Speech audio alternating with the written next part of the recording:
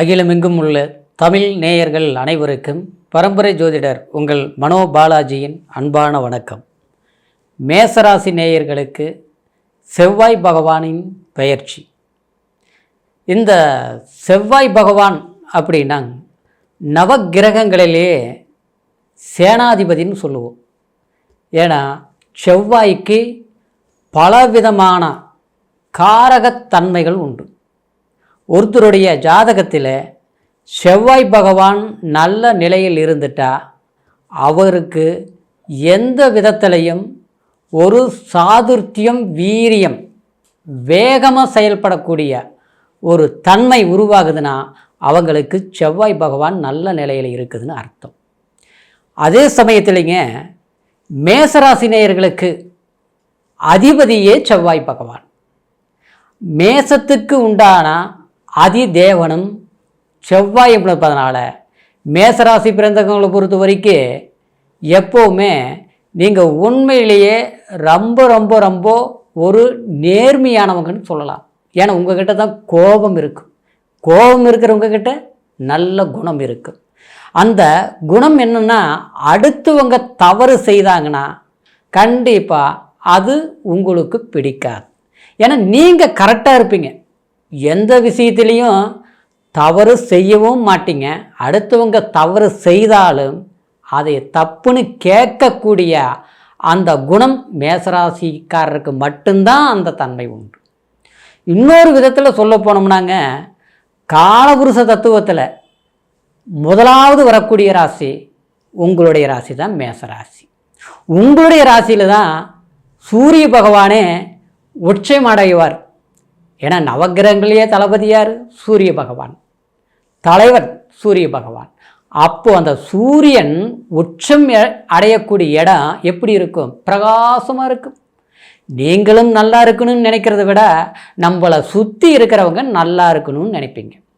இன்னொரு விதத்தில் சொன்னோம்னா, மேசராசிக்காரரை பொறுத்த வரைக்கும் குடும்பத்தில் அண்ணன் தம்பி, அக்கா தங்கச்சி எல்லாரும் நல்லா இருக்கணும். அப்பா அம்மா அவங்க ஆரம்ப காலத்தில் அவங்க கஷ்டப்பட்டவங்களாக இருந்தால் கூட நாம் ஆளாயிட்டும் இல்லை, அவங்கள சந்தோஷமாக வச்சுக்கணும், அவங்க நிம்மதியாக வாழணும் அப்படின்னு நினச்சி தன்னுடைய கஷ்டத்தை பெருசாக யோசிக்காமல் பணம் சம்பாதிச்சாலும் பொருளாதாரம் எவ்வளோ நம்மக்கிட்ட இருந்தாலும் கூட பிறந்தவங்களுக்கு கொடுக்கறதுலையும் நீங்கள் யோசிக்க மாட்டீங்க.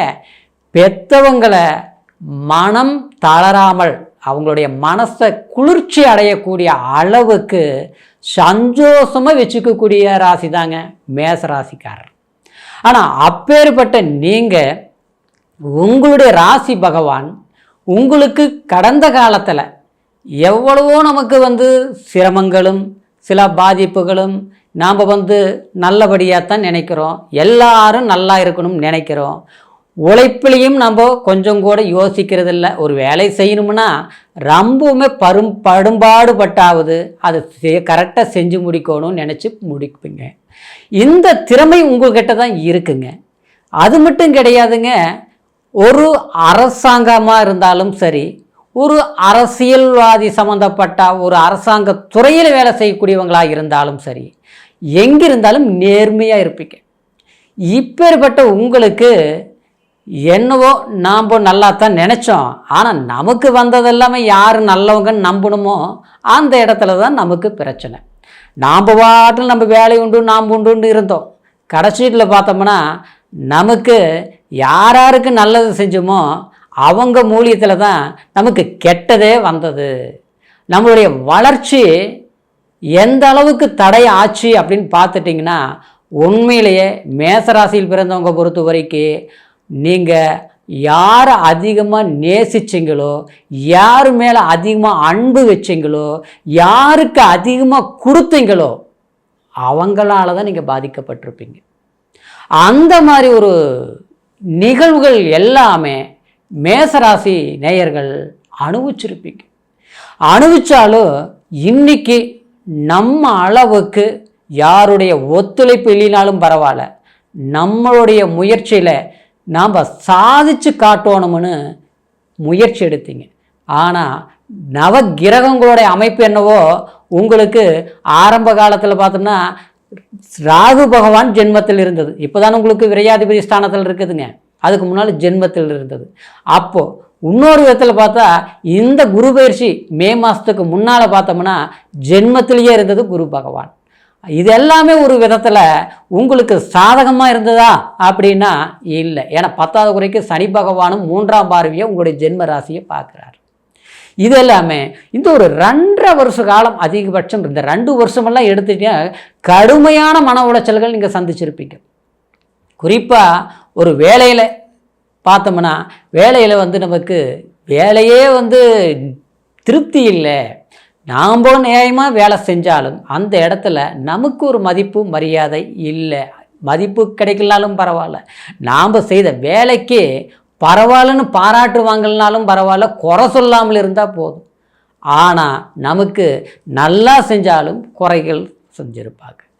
தவறுகள் செய்யாமல் இருந்தாலும் நமக்கு தவறுகள் ஏற்பட்டிருக்கும். அந்த தவறுகள் தான் செய்ததல்ல. மேசராசினியர்கள் தவறு செய்ய மாட்டீங்க, ஆனால் மற்றவங்க செய்த தவறு நம்மளை பாதிச்சிருக்கும். அந்த குறை நாம் செய்ததா பழிகள் வந்திருக்கும். இந்த நிலையில் எல்லாமே எல்லா சிரமங்களும் அனுபவிச்சு நமக்கு அப்போ நல்ல நேரம் வருமா, அடுத்த வாரமாகுமா, அடுத்த மாதத்துலையாவது நல்லபடியாக இருக்குமா அப்படின்னு எதிர்பார்ப்பில் இருக்கக்கூடிய மேசராசி நேயர்களுக்கு கண்டிப்பாக இப்போ வரக்கூடிய அக்டோபர் மாதம் 20ஆம் தேதி உங்களுடைய ராசி பகவானாகிய செவ்வாய் பகவான், இந்த செவ்வாய் பகவானாகப்பட்டது ஜென்மாதிபதி செவ்வாய் 4ஆம் இடத்தில், அதாவது சுகஸ்தானம். 4ஆம் இடம்ங்கிறது என்னங்க? சுகஸ்தானம். அந்த 4ஆம் இடங்கிறது வீடு, வண்டி, வாகனம், மேற்கல்வி. அதாவது இன்றைக்கி உயர் படிப்புகள்லாம் படிக்கிறவனா அந்த 4ஆம் இடம் நல்லா இருக்கணும். அப்போது அந்த 4ஆம் இடம் சுகஸ்தானம்னு சொல்லக்கூடிய தாய்ஸ்தானம் கூட. ஏன்னா காலபுருஷ தத்துவத்தில் சொல்லிட்டோம்னா 4ஆம் இடம் அதாவது உங்களுக்கு சுகஸ்தானம், அதாவது கடகம். அப்போது அந்த இடத்துக்கு அதிபதி சந்திர பகவான். அந்த நட்பு பெற்ற வீட்டில் போய் கடக ராசியில் நீச்சம் அடைய போகிறாரு செவ்வாய் பகவான். அப்போது 4ஆம் இடத்தில் செவ்வாய் நீச்சம் அடைஞ்சாலும் கண்டிப்பாக 4ஆம் ஸ்தானங்கிறது சுகஸ்தானமாக இருக்கிற சந்திரனோட வீடு நட்பு பெற்ற வீடாக இருப்பதனால பெரும் அதிகார பலங்கள், ஒரு மேன்மையான சாதக பலன்கள் கண்டிப்பாக நடக்கும். ஏன்னா ஒரு லக்னாதிபதியோ அல்லது ராசியாதிபதியோ கேந்திர ஸ்தானத்தில் பலம் பெறுறது ஒரு விதத்தில் கண்டிப்பாக அது சாதக பலன்தான். அந்த காலகட்டம் வரக்கூடிய உங்களுக்கு ஜனவரி மாதம் 21ஆம் தேதி 2025 ஜனவரி 21ஆம் தேதி வரைக்கும் செவ்வாய் பகவான் சுகஸ்தானத்தில் தான் சஞ்சாரம் பண்ண போகிறார்.